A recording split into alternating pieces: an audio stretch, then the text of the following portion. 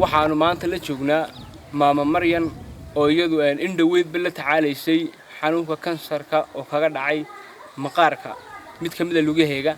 hooyadani Allah ha caafiyo waxay degan tahay magaalada Buurama maanta waxaanu wadnaa deeq lacageed oo ka timiday ururka kaalme kuwan ee uu gudoomiye ka yahay Cabdimaalik Sheekh Muuse Coldoon daawadayaal deeqdani waa $900 Mareykanka oo loogu talagalay maama Maryan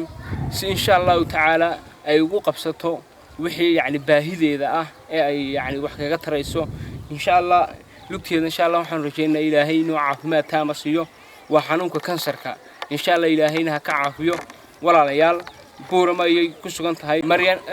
daawadayaal hadda waxaan guddoonsiineynaa lacagta $900 Mareykanka maama Maryan Cabdi Maxamed naga guddoon ما سنتين waxa soo gaarsiiyay kaalmeed salaan u bansiiyay boqolkiiba boqol wad ma santiin halkaas inta ka soo qaateen laabkeedana la idin geliyo صح waxa soo gaarsiiyay walaalaha kaalmeed kuwan oo gudoomiye ka yahay Cabdimaalik Sheekh Muuse Coldoon $900 inaad ka guddoonsan baahanaa waan ka guddoomay boqolkiiba boqol waan ka guddoomay saadii soo xasuusateen